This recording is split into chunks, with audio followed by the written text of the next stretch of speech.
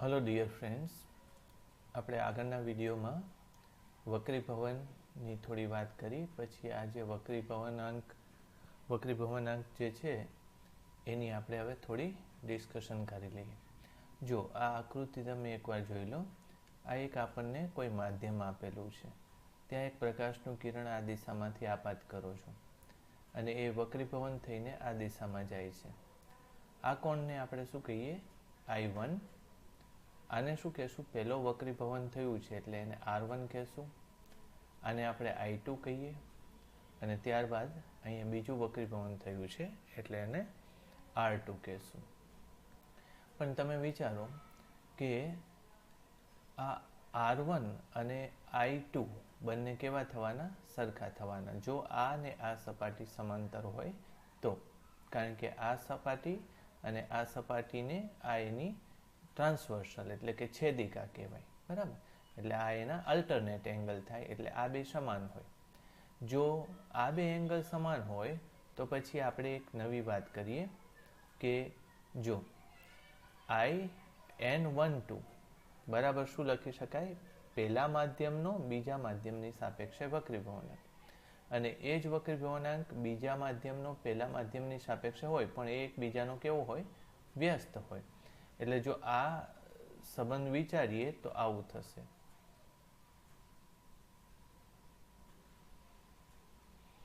Right, આપણે જે આમ લખીએ છીએ કે N21 is equal to N2 ભાગ્યા N1 આવું થશે. પછી અહીંયા મેં પહેલી સપાટી લીધી હતી તો અહીંનો વક્રીભવનાંક કેટલો હતો? I1 હતો. અને આ આ કેટલો હતો? વક્રીભવનાંક R1 હતો. આ આપાત કિરણ હતું, બરાબર? અને એ જ રીતે જો N2 જો લઈએ તો પહેલાનો બીજાની સાપેક્ષે વક્રીભવનાંક શું થશે? N1 ભાગ્યા N2. તો આને જો મારે લખવું હોય તો 1/N1 ભાગ્યા N2 કહી શકાય અને ઇઝ ઇક્વલ ટુ N12. આ આખું સાબિત પણ કરી શકાય પણ અત્યારે આપણે એ ડિટેલમાં નથી લેતા. આ બેને મલ્ટીપ્લાય કરી નાખીએ તો શું થાય? N12 ઇન્ટુ N21 ઓલવેઝ કેટલું આવે છે? 1 આવે છે, બરાબર? ઓકે, હવે આને જો લઈએ તો હું શું લખી શકું? આ N12 ને શું લખી લઉં? આ N21 ને આપણે આમ લખ્યું હતું ને કે sin I ભાગ્યા sin R. એટલે બીજા માધ્યમનો પહેલા માધ્યમની સાપેક્ષે વક્રીભવનાંક થાય. આ પહેલું માધ્યમ, આ બીજું માધ્યમ અને પછી અહીંયા પાછું કયું માધ્યમ હતું? પહેલું માધ્યમ હતું. એટલે હું જો N21 લખવાનું હોય તો અહીંયા I ની જગ્યાએ હું શું લખીશ? I1 લખીશ અને R ની જગ્યાએ શું લખીશ? R1 લખીશ. એટલે આની જગ્યાએ હું શું લખી નાખું? sin I1 by sin R1, બરાબર? આવું 1 શું કામ આવે છે એ પણ આપણે સાબિત કરી શકાય એટલે હું કહું છું તમને. ઓકે, N21 ની જગ્યાએ N12 જો લખીએ તો 12 એટલે આની સાપેક્ષે. એટલે ત્યાં તમારે શું લખવું પડે? અહીંનો આપાત કોણ કેટલો હતો? I2 હતો અને અહીંયા કેટલો હતો? R2 હતો. એટલે અહીંયા તમે ફરીથી લખશો શું કે sin, અહીંયા જ સીધું લખી નાખું ને તો sin I2 ભાગ્યા sin R2. પણ મેં તમને કીધું કે R2 અને R1 બે કેવા થવાના છે? સોરી, I2 અને R1 બે કેવા થવાના છે? સમાન થવાના છે, બરાબર? તો R1 અહીંયા છે, I2 અહીંયા છે. એટલે આ બે એંગલ કેવા થઈ ગયા? સમાન થઈ ગયા. એટલે આ બે એકબીજાને શું કરી નાખશે? કેન્સલ કરી નાખશે. જો આનો ગુણોત્તર અથવા તો ગુણાકાર 1 હોય તો તમે શું કહી શકો કે sin I1 is equal to sin R2 એવું થશે. એનો અર્થ શું કહું છું તમને કે જો આ બે સમાંતર સપાટી હોય તો આ I1 અને આ R2 બે કેવા થઈ જાય, ખૂણા સમાન થાય. જો એવું હોય તો આની સાપેક્ષે એટલે કે સમક્ષિતિજ રેખાની સાપેક્ષે આ જેટલા ખૂણે પ્રવેશે એટલા જ ખૂણે આ નીકળે. એનો અર્થ એમ કે આ બે કેવા થાય, સમાંતર થાય. અને સમાંતર થાય એને આપણે એવી રીતે સમજી શકીએ કે પ્રકાશ, અહીંયા હું દોરું છું,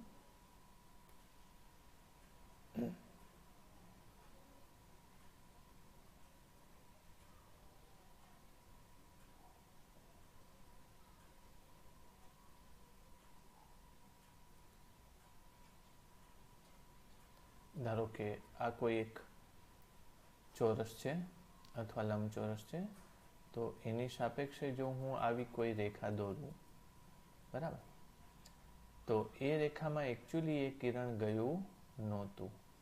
કયા દિશામાં કિરણ ગયું? ધારો કે કોઈ આવી દિશામાં કિરણ ગયું, બરાબર. ત્યારબાદ આપણે એવું નક્કી કર્યું કે એ કિરણ પાછું આ દિશાને સમાંતર આમ જ જાય છે, કરેક્ટ? તો એનો અર્થ એવો થયો કે અહીંયા કોઈ વસ્તુ હોય તો એ વસ્તુ તમને અહીંયા દેખાવી જોઈએ એની જગ્યાએ દેખાશે અહીંયા, કારણ કે સાચો પ્રકાશનો માર્ગ આ છે, બરાબર. આ તો આભાસી છે અથવા તો એ આપણે પ્રિડિક્ટેડ માર્ગ છે, એટલે એ માર્ગને આપણે અહીંયા થોડુંક કાઢી નાખીએ. આમ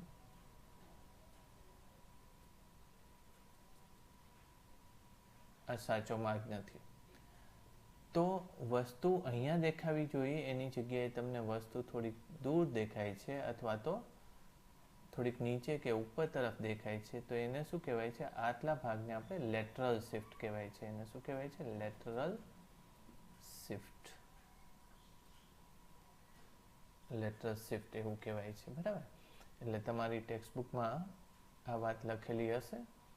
આને શું કહેવાય છે? લેટરલ શિફ્ટ અથવા તો પાર્શ્વિક સ્થાનાંતર એવું કહેવાય છે.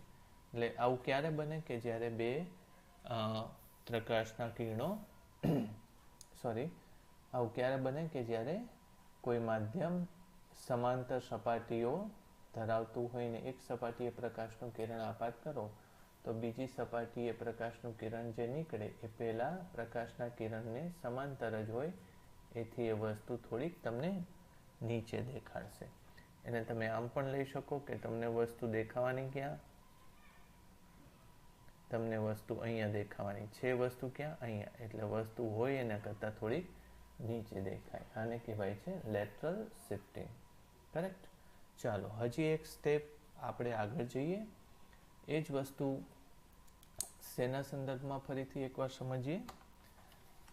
પાણીના. તમે ઘણી વાર જોયું હશે કે કોઈ જગ્યાએ પાણી ભરેલું હોય તો તમને એનું તળિયું થોડુંક ઉપર આવી ગયેલું દેખાય છે. આપણે આવું વિચારીએ કે એક આપણી પાસે આ પાણી ભરેલી ટેન્ક છે અથવા ટાંકી છે, એમાં એક કોઈ બિંદુએ આપણે લંબ દોરી દઈએ, બરાબર. એટલે આ બિંદુએ આપણે લંબ દોર નાખીએ, કરેક્ટ. હવે આ બિંદુને અનુરૂપ જો પ્રકાશનું કિરણ, ધારી લો તમારી બુકમાં જે આકૃતિ છે ને એ જોતા જજો. આ રીતે આપણે આકૃતિ લઈએ છીએ, રાઈટ? તો હવે એક નીચે હું કોઈ બિંદુ અથવા તો કોઈ વસ્તુ મૂકી દઉં છું. હવે એ વસ્તુમાંથી આવતા કિરણો આપણે દોરવાના છે, બરાબર. ધારી લો કે હું આવા રંગનું કોઈ કિરણ દોરું, તો એ એક કિરણ ધારી લો કે અહીંથી આવીને ક્યાં જાય છે? એ જ દિશામાં આમ ઉપર જાય છે. તો જે દોર્યો છે લંબ, એની સાથે એનો ખૂણો કેટલો બને છે? તો 0 બને છે, બરાબર. એટલે તમને ખબર છે કે જો આઈની કિંમત 0 હોય તો આપોઆપ જ આરની કિંમત કેવી બની જાય છે? 0. કારણ કે તમે આવું લીધું કે sin I બરાબર n/1 sin r. આવું લીધું ને આપણે. આને આપણે શું કહીએ છીએ? સ્નેલનો નિયમ કહીએ છીએ અથવા તો વક્રીભવનનો નિયમ પણ કહેવાય છે. વક્રીભવનનો નિયમ અને સ્નેલનો નિયમ આમ તો સરખા છે, પણ આ વક્રીભવનના નિયમનું વ્યાપક સ્વરૂપ, એને સ્નેલનો નિયમ કહેવાય છે, બરાબર. વક્રીભવન ભવનના નિયમનું વ્યાપક સ્વરૂપ સ્નેલનો નિયમ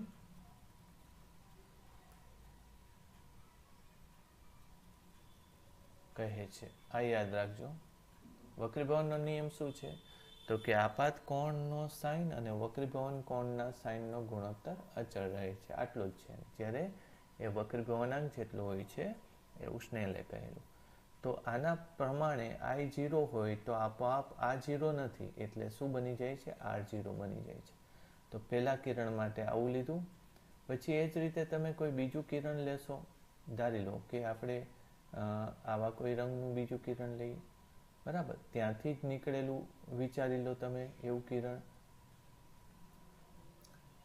પણ જો એ થોડો ખૂણો બનાવશે તો તમને ખબર છે શું થવાનું? કે એ થોડું ત્યાંથી વળવું પડશે એને આ દિશામાં, આવી રીતે. કરેક્ટ? તો જેમ જેમ એ વધારે કોણ બનાવશે એમ એમ એને વધારે એને શું કરવું પડશે? વધારે કોણ બનાવતી દિશામાં આવી રીતે વળવું પડશે. બરાબર? પણ તમે જો હજી એક આપણે ડ્રો કરી નાખીએ એટલે થોડું ક્લિયર થતું જાય. બરાબર? આપણે આવા રંગનું દોરી નાખીએ એક કિરણ.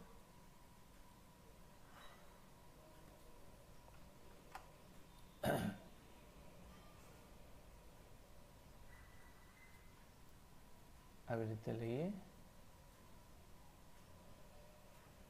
આ વધારે આમ વળશે. બરાબર? ઓકે. ચાલો હવે આ કિરણોને આપણે શું કરીએ કે પાછળ એકબીજાને મળતા હોય એવી કંઈક સિચ્યુએશન ક્રિએટ કરીએ. બરાબર?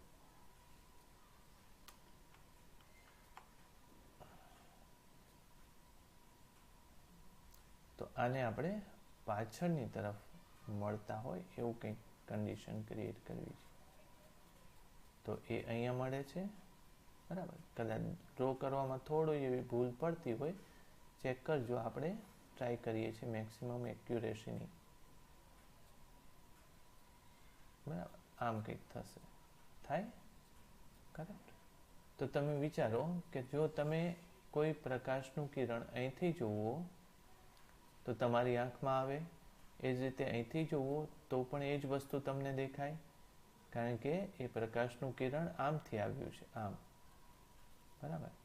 તમે જો અહીંથી જુઓ તો પણ એ જ વસ્તુ તમને ત્યાં દેખાય. હકીકતમાં તમારી આંખ એમ વિચારશે કે પ્રકાશનું કિરણ સીધું આવ્યું એટલે વસ્તુ થોડીક અહીંયા ઊંચે આવી ગઈ હોય એવું લાગશે તમને. બધા પ્રકાશના કિરણો ક્યાં મળે છે? અહીંયાથી આવતા હોય એવું લાગશે તમને સીધા. એટલે વસ્તુ છે નીચે પણ તમને કેવી લાગશે? વસ્તુ થોડીક ઉપર છે એવું લાગશે.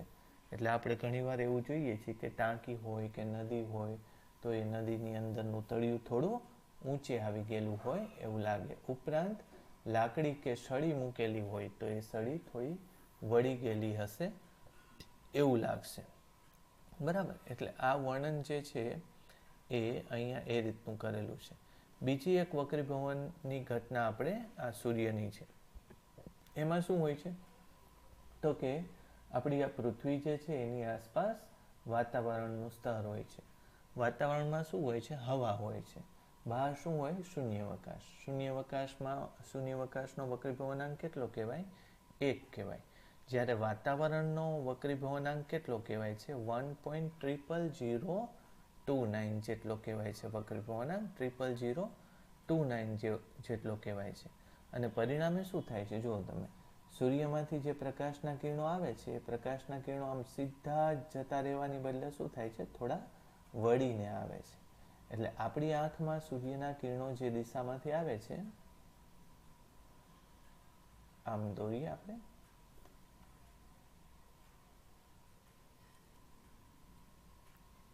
પૃથ્વી ઉપર ધારો કે આ રીતે આ વાતાવરણનું સ્તર છે. અહીં સુધીનું ધારો કે જાડું વાતાવરણનું સ્તર છે. બરાબર? હવે વ્યક્તિ જોશે તો વ્યક્તિને ક્ષિતિજ ક્યાં લાગે? બરાબર એની સામે આ દિશામાં વ્યક્તિને ક્ષિતિજ લાગે. જો સૂર્ય ક્ષિતિજની નીચે હોય, બરાબર, અને પ્રકાશનું કિરણ ધારો કે આ રીતે આવતું હોય, તો પણ અહીંયા ઘટ્ટ માધ્યમમાં પ્રવેશે છે એટલે પ્રકાશનું કિરણ થોડું વળશે અને વ્યક્તિના આંખમાં આ રીતે આવશે. તો વ્યક્તિને એ શું દેખાય? ક્ષિતિજની ઉપર સૂર્ય હોય એવું દેખાશે. એનો અર્થ શું થાય છે કે ઘણીવાર સૂર્ય ક્ષિતિજની નીચે જતો રહ્યો હોય છે તો પણ આપણને સૂર્ય ક્ષિતિજની ઉપર હોય એવું લાગે છે. સૂર્યનું આભાસી પ્રતિબિંબ મેં અહીંયા દેખાડ્યું ને કે આ સૂર્ય છે, બરાબર, તો તમને ક્યાં દેખાશે? આભાસી પ્રતિબિંબ, કારણ કે એનો માર્ગ આવો છે અને એ સૂર્યના કિરણો, સૂર્યમાંથી આવતા કિરણો વળે છે, તો આપણી આંખને એવું લાગે કે એ કિરણો અહીંથી આવ્યા છે, એટલે આ સૂર્યનું શું થાય? સૂર્યનું આભાસી પ્રતિબિંબ થાય.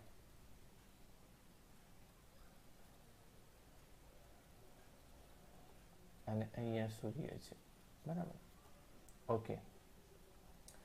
તો અને એ કેટલું? સૂર્યની દિશા સાથે આભાસી શિફ્ટ કેટલી મળે છે? 0.5 ડિગ્રી જેટલી મળે છે, બરાબર. આભાસી શિફ્ટ કેટલી મળે? 0.5 ડિગ્રી જેટલી મળે. તો એનો અર્થ એમ કે એ તફાવત કેટલો? આપણે સૂર્યાસ્ત થયો હોય છતાંય આપણને કેટલો સૂર્ય ક્ષિતિજની ઉપર કેટલા મિનિટ સુધી દેખાય? 2 મિનિટ સુધી એ આપણને ક્ષિતિજની ઉપર દેખાય, બરાબર. એનું શું કારણ છે? કારણ કે તમે એમ કહેશો કે સૂર્ય એક આખો રાઉન્ડ ફરી જાય. અહીંયા લખેલું છે, જો સૂર્ય પોતાની ધરીને અનુલક્ષીને પરિભ્રમણ કરતા કેટલા કલાક લાગે છે? 24 કલાક લાગે છે. તો 24 કલાકમાં 1 મિનિટ જેટલી શિફ્ટ એને મળતા કેટલો સમય લાગે? બરાબર, કેલ્ક્યુલેશન આવી રીતે થાય ને કે 24 કલાકમાં એ 360 ડિગ્રી ફરી જાય છે. તો 1 મિનિટ અથવા તો 0.5 જ લખીએ ને, 0.5 મિનિટની શિફ્ટ છે, 0.5 ડિગ્રીની શિફ્ટ છે, તો એની માટે કેટલો સમય લાગે? તો 24 ગુણ્યા 0.5 એટલે ભાગ્યા 2 કરી નાખો, બરાબર, અને 360 આમ કરી નાખો. 24 કલાક એટલે આમ તો 3600 સેકન્ડ કરી નાખો, અથવા તો મિનિટ કરવી હોય 3600 સેકન્ડ કરી નાખો ને, વાંધો નહીં, ઇઝીલી. આ કેટલું થશે? 12 360 એટલે 120 સેકન્ડ થઈ. 120 સેકન્ડ એટલે કેટલી મિનિટ થાય? 2 મિનિટ. એટલે સૂર્ય ક્ષિતિજમાં ડૂબી ગયો હશે છતાંય કેટલા મિનિટ સુધી દેખાવાનો છે? 2 મિનિટ સુધી દેખાવાનો છે. આવું તમારી ટેક્સ્ટબુકમાં લખેલું છે. સાચે જ જ્યારે સૂર્ય ક્ષિતિજ ઉપર હોય ત્યારે આપણે 2 મિનિટ સુધી એને હજી ઉપર જોતા હોય છે. ચાલો, ત્યારબાદ આવે છે ટોપિક નંબર 9.4. એને કહેશું પૂર્ણ આંતરિક પરાવર્તન, બરાબર. પૂર્ણ આંતરિક પરાવર્તન માટે આવી એક આકૃતિ તમે ધ્યાનમાં લો, રાઈટ. જો એવી આકૃતિ આપણે ડ્રો કરવી પડશે. પૂર્ણ આંતરિક પરાવર્તનની ઘટના શેમાં બને છે? પહેલા એ જોજો. જ્યારે પ્રકાશનું કિરણ ઘટ્ટ માધ્યમમાંથી પાતળા માધ્યમમાં જતું હોય એમાં બનતું હોય. આપણે આવી કોઈ આકૃતિ દોરી નાખીએ. ચાલો, આ કેવું માધ્યમ છે? આ ઘટ્ટ માધ્યમ છે એવું વિચારજો, બરાબર. અને ઉપરનું માધ્યમ કેવું છે? પાતળું. ચાલો, હવે પ્રકાશના જુદા જુદા કિરણો જુદી જુદી દિશામાં જતા હોય એવી રીતે આપણે ધારવું છે, બરાબર. પ્રકાશનું એક કિરણ તો ક્યાં જાય છે? સીધું જ ઉપર જતું રહે છે એવું વિચારો. હા, બરાબર. ત્યારબાદ બીજું કિરણ આપણે એ જ જગ્યાએથી આવી કોઈ દિશામાં વિચારીએ, કરેક્ટ. એ કિરણ થોડું આ દિશામાં બહાર નીકળી જશે. 2-3 કેસ આપણે લઈએ પછી હું તમને સમજાવું કે એમાં ફેર શું પડે છે. એક કિરણ આવી દિશામાં જાય છે, ત્યારબાદ એનું વક્રીભવન આવી દિશામાં થઈ જાય છે. હજી એક કિરણ લીલી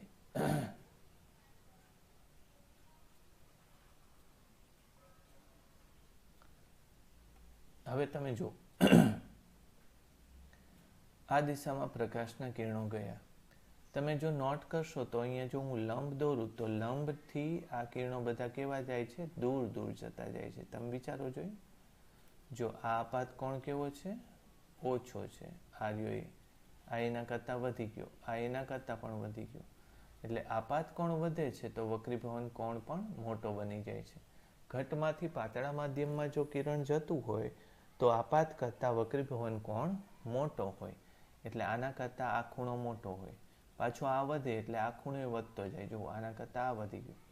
તો એમ કરતાં કરતાં આ જગ્યાએ તો પ્રકાશનું કિરણ લગભગ કઈ દિશામાં જવા લાગે છે? સપાટીને સમાંતર જવા લાગે છે. બરાબર? ઓકે. હવે આનાથી જો થોડો મોટો ખૂણો રાખશો તો વક્રીભવન કોણ કેટલો થયો? તો તમારે વક્રીભવન કોણ અહીંયા કેટલો થયો છે? 90નો થઈ ગયો છે. તો હવે શક્યતા શું? બરાબર, અહીંયા આપાત કોણ વક્રીભવન કોણ આ વધતો જાય છે. અહીંયા વક્રીભવન કોણ કેટલાનો થઈ ગયો છે? 90નો વક્રીભવન કોણ થઈ ગયો છે. તો હવે અહીંયા વક્રીભવન કોણ 90 કરતાં પણ કેવો થવો જોઈએ? મોટો થવો જોઈએ. પણ એ પોસિબલ નથી, કારણ કે વક્રીભવન કોણ કે આપાત કોણ વધી વધીને 90 જ થાય. તો ત્યારે શું થશે એની આપણે ડિસ્કશન કરવી છે. હવે એક વસ્તુ આમાં ઉમેરતા જઈએ આપણે. શું લેવું છે? જો પ્રકાશનું કિરણ જ્યારે અહીંયા આપાત કર્યું છે ત્યારે વક્રીભવન તો થયું, પણ સાથે સાથે અહીંયા એનું પરાવર્તન પણ થાય છે.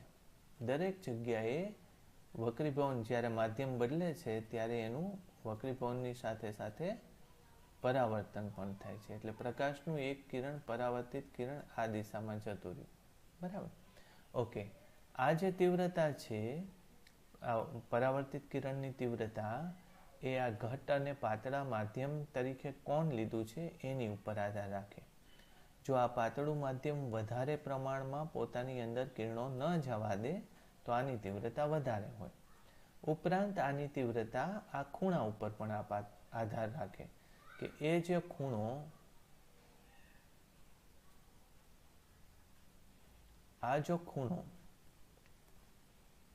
નાનો હશે તો આની તીવ્રતા કેવી હશે? ઓછી હશે. પણ જેમ જેમ ખૂણો મોટો બનતો જાય એમ એની તીવ્રતા કેવી થતી જશે? વધતી જશે. જેમ કે આપણે અત્યારે ખૂણો મોટો બન્યો તો આની તીવ્રતા વિચારીએ તો આની તીવ્રતા, આનો ખૂણોય મોટો બન્યો, કારણ કે આ ખૂણો અને આ ખૂણા બે કેવા રહેવા જોઈએ? પાછા સરખા રહેવા જોઈએ. બરાબર? અને સાથે સાથે એની તીવ્રતા પણ કેવી થઈ? તીવ્રતા પણ વધી. એટલે એની તીવ્રતા વધી. એ જ રીતે આમાં તીવ્રતા જો તમે લેશો તો આમાં તીવ્રતા એનાથી વધારે હશે. એનું કારણ કે આનો ખૂણો પહેલા કરતાં પણ મોટો બની ગયો. રાઈટ? ઓકે. હવે એક બીજી વાત વિચારીએ કે પ્રકાશની આની જે તીવ્રતા છે 100 જેટલી તીવ્રતા છે, તો એ તીવ્રતા ધારો કે બે ભાગમાં વેચાઈ જાય છે. આ 20% તીવ્રતા અહીંયા જાય છે અને આ 80% તીવ્રતા અહીંયા જાય છે. પછી આ તીવ્રતા વધી એટલે ધારો કે આ 30% થઈ તો 70% તીવ્રતા અહીંયા જશે. બરાબર? ત્યારબાદ ધારો કે આ 60% આ થઈ ગઈ તીવ્રતા તો 40% તીવ્રતા અહીંયા જશે. સમજ પડી? અને હવે અહીંયા વક્રીભૂત કિરણ છે જ નહીં. વક્રીભૂત કિરણ ન હોય તો પછી અહીંયા જે પ્રકાશનું કિરણ, પરાવર્તિત કિરણ તો અહીંયા હજી હોવાનું જ છે. પરાવર્તિત કિરણને કોઈ વાંધો છે નહીં. એટલે આ પરાવર્તિત કિરણ અહીંયા હજુ છે. વક્રીભૂત કિરણની તીવ્રતા છે નહીં. એટલે એ તીવ્રતા કેટલી? 0%. તો અહીંયા પરાવર્તિત કિરણની તીવ્રતા કેટલી થઈ જાય છે? 100% થઈ જાય છે. બરાબર? તો આ ઘટનાને આપણે શું કહેવાય છે? Total internal reflection, TIR. એને કહેવાય છે ટોટલ ઇન્ટરનલ રિફ્લેક્શન એટલે કે પૂર્ણ આંતરિક પરાવર્તન કહેવાય છે. શું કહેવાય છે ને? પૂર્ણ આંતરિક પરાવર્તન કહેવાય છે. તો પૂર્ણ આંતરિક પરાવર્તનની ઘટના હવે મારા ખ્યાલથી તમને સમજ પડી ગઈ હશે. શું કામ આવું થાય છે એ પણ સમજાયું કે જેમ જેમ ઘટ્ટ માધ્યમ શેમાંથી કયા માધ્યમની વાત છે? ઘટ્ટ માધ્યમમાંથી પ્રકાશનું કિરણ પાતળા માધ્યમમાં જવાની કોશિશ કરે ત્યારે આવું બને છે કે આપાત કોણ કરતાં વક્રીભવન કોણ મોટો હોય છે. એટલે આપાત કોણ તમે વધારતા જાઓ ત્યારે એક સમય એવો આવશે કે વક્રીભવન કોણ 90 થઈ જાય છે. ત્યારે છેલ્લી વાર આ બે કિરણો મળે છે. પણ 90 થી વધારશો, આ આપાત કોણથી હવે આપાત કોણ વધારશો તો વક્રીભૂત કિરણ મળશે નહીં. એટલે આ આપાત કોણને આપણે શું કહીએ છીએ? IC. C એટલે ક્રિટિકલ. ક્રિટિકલનો અર્થ શું થાય છે? ક્રાંતિ. ગુજરાતીમાં શું કહીએ છીએ? ક્રાંતિ. એટલે આવા કોણને શું કહેશું? ક્રાંતિ કોણ કહેવાય છે. એટલે ક્રાંતિ કોણના સમયે પ્રકાશનું કિરણ 90 એ જાય વક્રીભૂત થઈને, પણ ત્યારબાદ એ જોવા મળતું નથી. એટલે આમાં પાછો સ્નેલનો નિયમ લગાડો તો સાઇન આપાત કોણ કેટલો છે? IC પછી n21 એટલે બીજા માધ્યમનું પહેલા માધ્યમની સાપેક્ષે. એટલે અહીંયા આપણે શું લખશું? હું લખું તો પાતળું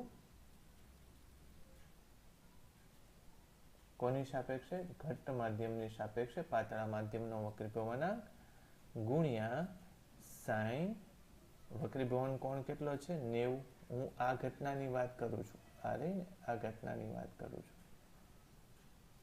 સમજ પડી? ઓકે. તો ઇઝ ઇક્વલ ટુ આ સાઇન 90 એટલે 1 થશે. એટલે અહીંયા હું n રેર, r એટલે રેરર, અને આમ d લખું, RD એટલે રેરર માધ્યમનો પાતળા માધ્યમનો વક્રીભવનાંક ઘટ્ટ માધ્યમની સાપેક્ષે. જો તમારે આને ઘટ્ટ માધ્યમનો પાતળા માધ્યમની સાપેક્ષે લખવું હોય તો 1 શું લખશો? ND. D એટલે ડેન્સર, કોની સાપેક્ષે? રેરરની સાપેક્ષે. એવી રીતે લખી શકાય. ચોપડીમાં 1, 2 લખ્યું છે પણ એ થોડુંક કન્ફ્યુઝિંગ છે એટલે હું એનો ઉપયોગ નથી કરતો.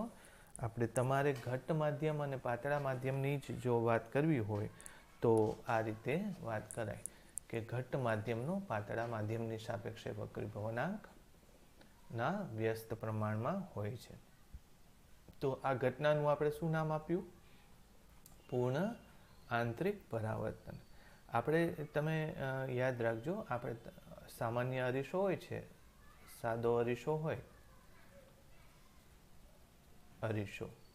તો સાદો અરીસો અમુક વાર મોંઘો પણ હોય છે, સસ્તો પણ હોય છે. તો એની પરાવર્તકતા કેટલી હોય છે? તો કે 60 થી લઈને 90% જેટલી હોય, અથવા તો 90%થી પણ ક્યારેક વધારે હોય. આટલો પરાવર્તક હોય. એટલે ઘણીવાર કેવું હોય, અને 90% વાળા તો અરીસા લગભગ તમે જોયા જ ના હોય. એટલે તમે જ્યારે પાણીની અંદર, ધારો કે કોઈ વસ્તુ અહીંયા તમે મૂકી હોય અને તમે પાણીની અંદર જ, ધારો કે આ જગ્યાએથી આ પાણી જ છે એવું સમજો ને,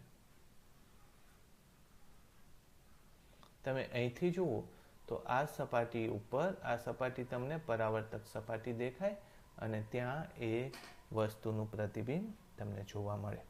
વાત સમજાણી? ઓકે. તો એક વસ્તુ અહીંયા ખૂબ અગત્યની વાત હું તમને કરી દઉં. એ શું છે કે પાણી અથવા તો પ્રવાહીની અંદરથી તમે પ્રવાહીની બહારની દિશામાં કોઈ વસ્તુ જોવા માંગો, જેમ કે આવું છે, પ્રવાહી છે,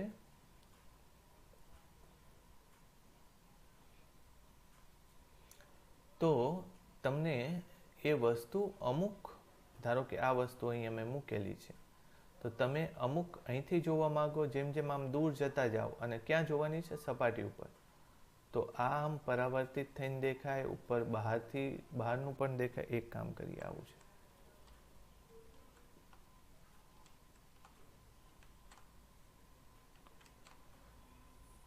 ઓકે. તો અહીંથી પ્રકાશનું કિરણ આમ બહાર જતું હશે પણ એક સમય પછી પ્રકાશનું કિરણ બહાર નથી જતું. એટલે આ જગ્યાથી જો વ્યક્તિ અહીંયા ક્યાંક જોવા માંગે ત્યાં અહીંયા આ વસ્તુ અંદરની કોઈ વસ્તુ દેખાશે નહીં. તો એનો અર્થ શું થયો કે પ્રવાહીની આખી સપાટી ઉપર આવી એક વર્તુળાકાર તમે બારીની કલ્પના કરી શકો. એ બારીની અંદરથી જ આની અંદરથી જ તમને પ્રવાહીની અંદરનું બધું દેખાય. બાકી તમે અહીંથી જોવાની પ્રયત્ન કરશો તો નહીં દેખાય, કારણ કે ત્યાં નીકળેલા પ્રકાશના કિરણો આમ પાછા આવી જાય છે. તો એક આ અગત્યની વાત જાણવા મળી આપણને કે પાણી જેવી બાબતમાં તમે બહારથી અંદરનું તળિયું જોવા માંગો તો એક વર્તુળાકાર બારી જેવું માધ્યમ દેખાય, બારી દેખાય કે જેની અંદરથી તમે અંદરનું જોઈ શકો પણ એની આસપાસથી જોઈ ન શકો. ખ્યાલ આવ્યો? ઠીક છે, ચાલો. પૂર્ણ આંતરિક પરાવર્તનનું નિર્દેશનમાં તો કંઈ છે નહીં, તમારી ટેક્સ્ટ બુકમાં આ લખેલું છે. પૂર્ણ આંતરિક પરાવર્તનનું નિર્દેશન હું એ ઝડપથી કહી દઉં છું. એમાં શું કરવાનું છે તો કે એમાં આપણી પાસે લેઝરની ટોર્ચ હોય છે ને, પેલું પોઇન્ટર, એ એક હાથ વગું રાખવાનું. પછી પાણીની અંદર તમારે કંઈક એવું કાચના બીકરમાં પાણી ભરી દેવાનું અને એની અંદર તમારે થોડું ડોળું પાણી થાય એ રીતે આપણે કાં તો સાબુ એમાં ઉમેરો, કાં તો તમે થોડીક ડસ્ટ ઉમેરો એની અંદર તોય ચાલે, બરાબર. કાં તો દૂધના થોડા ટીપા નાખી દો તો પણ ચાલે. એટલે આવા ઘણા બધા રસ્તા છે કે જેમાં પાણીને થોડુંક ડોળું બનાવી દેવાનું, રંગીન બનાવી દેવાનું, જેથી કરીને તમે ટિન્ડલ અસર પ્રમાણે જે પેલો લેસર ટોર્ચ છે એ લેસર ટોર્ચનો પ્રકાશનો માર્ગ જોઈ શકો, બરાબર. એટલે એમાં તમારે શું કરવાનું, નીચેથી, અહીંયા મેં આકૃતિ દોરેલી છે એ રીતે નીચેથી તમારે આમ પ્રકાશનું કિરણ અથવા બાજુમાંથી પ્રકાશનું કિરણ નાખવાનું. અને પછી તમે અહીંયા જે લેસર ટોર્ચ રાખેલી હોય, બરાબર, એ લેસર ટોર્ચનો ખૂણો તમે બદલતા જાઓ. આવી રીતે લેસર ટોર્ચને ઉપર લેતા જાઓ, આ રીતે લેતા જાઓ, બરાબર. એટલે પ્રકાશનું કિરણ મોટો ખૂણો કાપશે અને એક સમયે પ્રકાશનું કિરણ આમ અંદરની સપાટીમાંથી પરાવર્તિત થઈ જશે, રાઈટ. એટલે એ કંઈ આપણી ટેક્સ્ટ બુકમાં જે લખેલું છે એટલું અગત્યનું નથી, એ ધ્યાનમાં રાખવાનું નથી. ચલો, કુદરતમાં આ જે પૂર્ણાંતરિક પરાવર્તન બીજે ક્યાં જોવા મળે છે, બરાબર. તો એક તો મરીચિકા, એટલે તમે કદાચ એવા વિસ્તારમાં ગયા હોય કે જ્યાં ખૂબ જ ગરમી હોય અને મૃગજળ જોવા મળતું હોય, બરાબર. જોયું છે તમે ક્યાંય? આપણે ડ્રો કરીને ટ્રાય કરું હું તમને દેખાડવાની. જ્યારે રણ વિસ્તાર હોય કે આમ તો તમે રોડ ઉપર પસાર થતા હોય ત્યારે શું થાય, ડામરનો રોડ હોય એટલે કાળો ડામર છે એટલે શું થાય, ગરમીને લીધે એ ત્યાંની સંપર્કમાં રહેલી હવા ઉપર જતી હોય આ રીતે, બરાબર. એટલે ગરમ થઈ ગયેલી હોય હવા. એટલે ગરમ હવાનું જે વક્રીભવનાંક છે, આમ તો એની ઘનતા શું થાય, ગરમ હવાની ઘનતા, ડી નથી લખતા, રો, શું થાય, ઓછી થતી જાય. પરિણામે એ હવા ઉપર ચડવા લાગે, એવું થાય ને. પછી મેં તમને કીધું કે જો એની દ્રવ્ય ઘનતા ઓછી હોય તો એની ઓપ્ટિકલ ડેન્સિટી એટલે કે વક્રીભવનાંક પણ કેવો થાય, ઓછો થાય. ઓકે, આ વસ્તુ તમને સમજ પડી. હવે આને લીધે એક નવી વસ્તુ થાય છે આમાં, એ હું સમજાવું શું થાય છે, બરાબર. ધારો કે પ્રકાશનું કોઈ કિરણ ક્યાંક ઉપરથી આવવા માંગતું હોય, ધારો કે આવું કોઈ વૃક્ષ છે,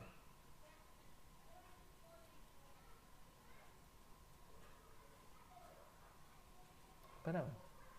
થોડુંક ઉપરથી પ્રકાશનું કિરણ આવવા માંગતું હોય તો અહીંયા આપણે નાના થોડા સ્તરો પણ દેખાડી દઈએ. ધારો કે આ સ્તરની જે છે ડેન્સિટી છે એ ઘણી કેવી છે, ઓછી છે. પછી એની ઉપર જતા એની ઘનતા કેવી થતી જાય છે, વધતી જાય છે, બરાબર. તાપમાનને લીધે આવું થાય છે, આમ વિચારો, બરાબર. ઓકે, હવે અહીંથી એક પ્રકાશનું કિરણ ધારો કે આવે છે, તો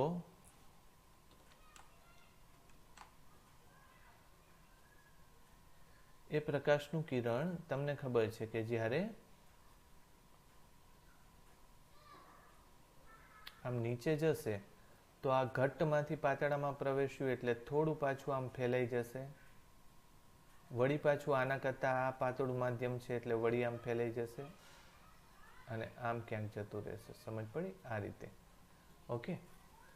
તો જેમ જેમ એ પાતળ, આમ તો આવા સ્તરના સ્ટેપ્સ ન હોય, પણ ક્રમશઃ નીચેથી ઉપર જાઓ એમ એની ઘનતા કેવી થાય? ઘટે. કઈ ઘનતા ઘટે? પ્રકાશીય ઘનતા ઘટે. પ્રકાશીય ઘનતા ઘટવાને પરિણામે પ્રકાશનું કિરણ આમ આગળ જતા જતા ફેલાતું જાય.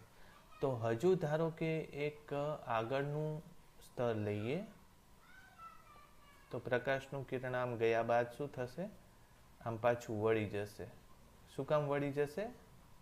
તો કે આ ઘટ્ટ માધ્યમ છે અને આ પાછળનું નીચે કેવું છે? પાતળું. તો પ્રકાશનું કિરણ આમ વળીને બહાર નીકળી જશે.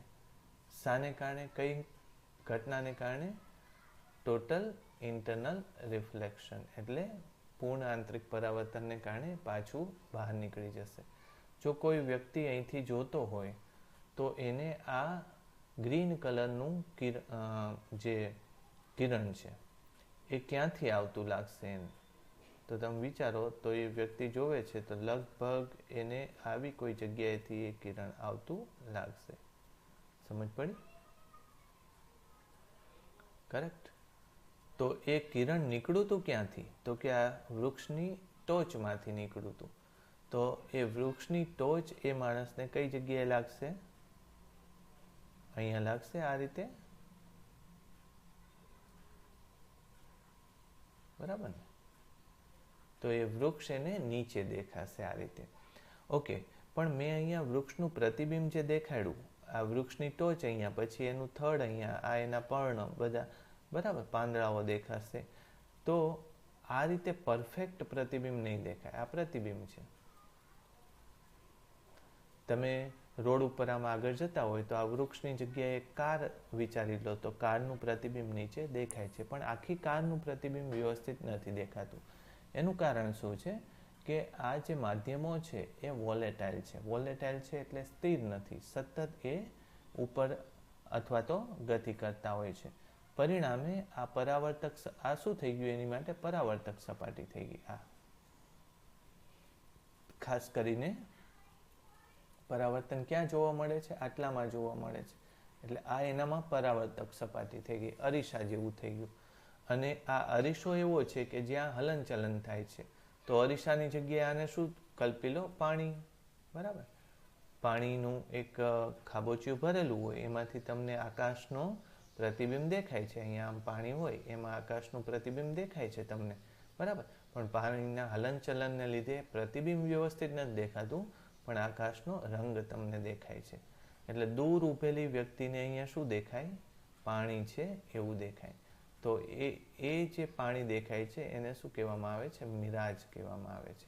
આપણે ગુજરાતીમાં શું કહીએ છીએ? મૃગજળ કહીએ છીએ. મૃગજળ. બરાબર. એને મિરાજ અથવા તો મૃગજળ કહેવામાં આવે છે. તો તમારી ટેક્સ્ટબુકમાં તમે આગળ પણ આ ભણેલા હશો. મિરાજ કે મૃગજળ આવી રીતે આપણે સમજાવી શકાય. હકીકતમાં બધે આવું પ્રતિબિંબ દોરેલું હોય છે, પણ પ્રતિબિંબ મૃગજળમાં દેખાવાની અગત્યતા નથી, પણ નીચેની સપાટી પાણી જેવી પરાવર્તક છે એવું આપણને જણાય છે. એટલે ત્યાં પાણી છે એવું જણાય છે, એટલે આપણે એને મૃગજળ કહીએ છીએ. મૃગજળ એટલે ખબર તમને કે મૃગ રણમાં દોડી દોડીને ત્યાં પાણી છે એવું વિચારતા વિચારતા જાય અને પછી ત્યાં પાણી મળે નહીં. બરાબર. એટલે એને મૃગજળ. પણ હકીકતમાં મૃગોને આવી રીતે કોઈ મૃગ દોડી દોડીને મરી ગયા હોય એવું સાંભળ્યું નથી. એટલે આ કહેવત છે ખાલી. બરાબર. ઓકે. તો બીજી વાત થઈ મૃગજળની. એક અન્ય વાત આવે છે ડાયમંડ અથવા તો હીરાની. બરાબર. જો હીરા માટે એનું વક્રીભવનાંક એનો બહુ મોટો છે. વક્રીભવનાંકનું મૂલ્ય ઘણું મોટું છે. વક્રીભવનાંકનું મૂલ્ય મોટું હોય તો એનો ક્રાંતિકોણ કેટલો હોય? મેં તમને કીધું હતું ને કે sin i c બરાબર 1/n. n એટલે ઘટ્ટ માધ્યમનો વક્રીભવનાંક. તો જો આની કિંમત મોટી હોય, વક્રીભવનાંકની કિંમત મોટી હોય, 24 ડિગ્રી જેટલી છે, અરે આપાત કોણની કિંમત મોટી, આની કિંમત છે ને આશરે 2 પોઈન્ટ સમથિંગ છે, બરાબર, 2.4 કે 5 છે. તો એ કિંમતો અહીંયા મૂકી દો તો એના આપાત કોણ ક્રાંતિકોણની કિંમત આશરે કેટલી આવે છે? 24 ડિગ્રી જેટલી આવે છે. એનો અર્થ એવો થયો કે હીરાની અંદર, ધારો કે આવો હીરો છે, હીરાની અંદર પ્રકાશનું કિરણ ધારો કે ખૂબ ઓછા ખૂણે પણ આપાત થાય. આ ધારો કે 24 ડિગ્રી કરતાં પણ ઓછો, 24 ડિગ્રી જેટલો કોણ હોય તો પણ અહીંયા અંદર એ પ્રકાશનું શું થઈ જશે? પરાવર્તન થઈ જશે. અને પરિણામે એ પાછો અહીંયા ક્યાંક અથડાય. આ ખૂણો પણ 24 કરતાં મોટો જ બનવાની શક્યતા છે. જો એવું થાય તો પાછો પ્રકાશનું કિરણ બહાર નીકળી જશે. પરિણામે એ માણસને જુદી જુદી જગ્યાએથી પ્રકાશના કિરણો બહાર આવતા હોય એવું લાગશે, અને એટલે હીરો કેવો? ચળકાટ ધરાવે છે એવું લાગે, બરાબર. હીરો એટલે ચળકાટ ધરાવતો હોય છે. તો એક બાબત આ નોંધવા જેવી છે કે આ તમે વાંચી લેજો, હું આખું વર્ણન નથી કરતો કે હીરાના ચળકાટનું કારણ શું છે. તો કે એનો વક્રીભવનાંક ખૂબ મોટો છે, એટલે એનો ચળકાટ વધારે છે. હીરાનો ચળકાટ એટલે આપણને વધારે લાગે છે. હીરો હકીકતમાં આવો નથી હોતો, આવા આકારમાં નથી હોતો. હીરો કોઈ પણ પથ્થર છે ને, હીરો તો એટલે ગમે તે આવો પથ્થર વિચારી લો, ગમે તે દિશામાંથી એમાં પ્રકાશ આવ્યો હશે તો એનું વારંવાર પરાવર્તન થવાની શક્યતા છે, કારણ કે એનો ક્રાંતિકોણ કેવો છે? બહુ નાનો છે. એટલે ગમે તે પથ્થર આકાર પણ હોય ને તો પણ હીરામાંથી જુદી જુદી જગ્યાએ પ્રકાશના કિરણો બહાર આવતા હોય એવું લાગશે, બરાબર. તો એક એ વાત થઈ. બીજું એક અગત્યની બાબત છે પ્રિઝમ, બરાબર. હવે પ્રિઝમ માટે એક વર્ણન હું થોડું કરી દઉં તમને, કે કાચ જે છે એનો વક્રીભવનાંક 1.5 હોય, બરાબર. તો એને અનુરૂપ ક્રાંતિકોણ આશરે 42 ડિગ્રી જેટલો થાય, બરાબર. એટલે કાચને તમે જો એવા આકારમાં કાપો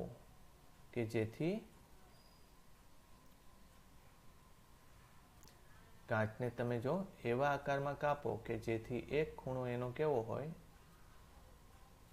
90 હોય, 90 હોય, બરાબર. તો એ કંઈક આવી રીતના બનશે. સમજ પડી? કરેક્ટ? ઓલરાઈટ. હવે આની અંદર હું એક પ્રકાશનું કિરણ આપાત કરું,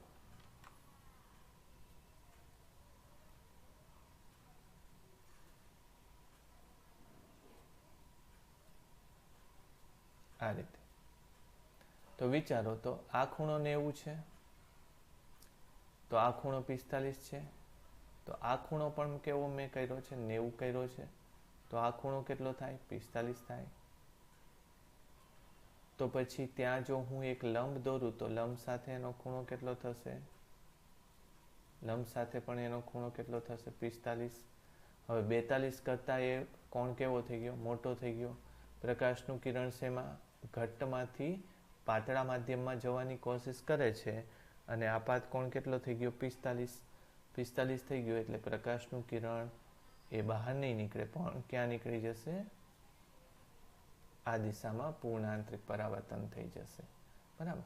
એટલે પ્રકાશના કિરણને એની તીવ્રતાનો વ્યય થયા વગર આમ એક્ઝેક્ટ 90ના ખૂણે તમારે મોકલી દેવું હોય, પરાવર્તિત કરી દેવું હોય, તો તમારે આવો એક પ્રિઝમ બનાવવો જોઈએ 90ના કોણવાળો.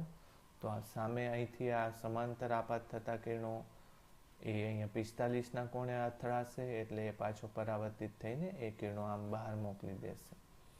તો પ્રકાશના કિરણોને તીવ્રતાના વ્યય વગર વાળવા માટે તમે આનો યુઝ કરો છો, બરાબર. એક બીજું છે, એ ચલો દોરી જ નાખીએ.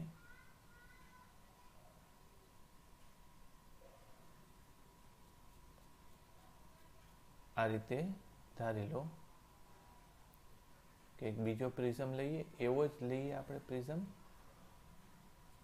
અને હવે શું કરીએ છીએ, પ્રકાશના કિરણોને આપણે આ દિશામાંથી આપાત કરીએ છીએ, બરાબર.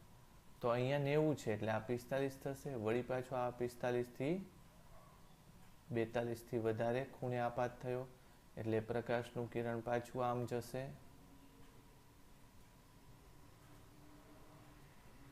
થાય પરાવર્તિત થાય. અહીંયા પાછું શું થશે, 42 કરતા મોટા કિરણ કોણે આપાત થયો એટલે પ્રકાશનું કિરણ ત્યાંથી એ પાછું ફરશે, એટલે બરાબર એ જ દિશામાં પ્રકાશનું કિરણ પાછું ફરશે.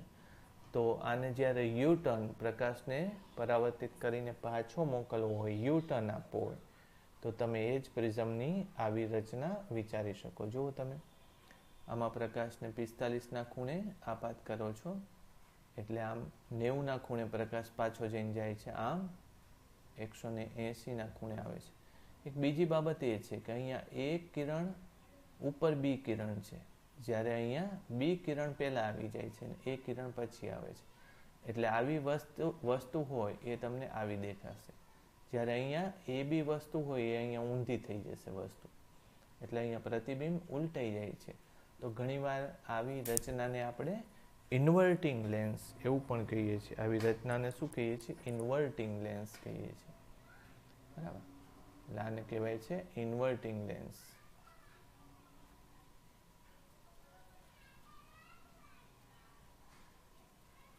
બરાબર. એક આવા ઘટના પણ સમજી લો. જો આવી રીતે પણ તમે કોઈ કોણ વાળા પ્રિઝમ બનાવી શકો. વક્રીભવન થયું, આ ખૂણા એવી રીતે કાપવાના જેથી અહીંથી વક્રીભવન પામેલો પ્રકાશ અહીંયા ક્રાંતિકોણ કરતાં મોટા કોણે જ અથડાય, એટલે એ પાછો આમ જશે અને પાછો બહાર નીકળી જશે. તો આમાં શું છે કે સામેની દિશામાંથી અહીંયા પ્રકાશના કિરણો કેવા છે, જો આ એ છે તો એ ઉપર જતું રહે છે, બી ઉપર છે તો બી અહીંયા નીચે આવે છે. તો અહીંયા પ્રતિબિંબ ઉલટાઈ જાય છે, પણ પ્રકાશને 180ના ખૂણે વાળવાની જરૂર પડતી નથી.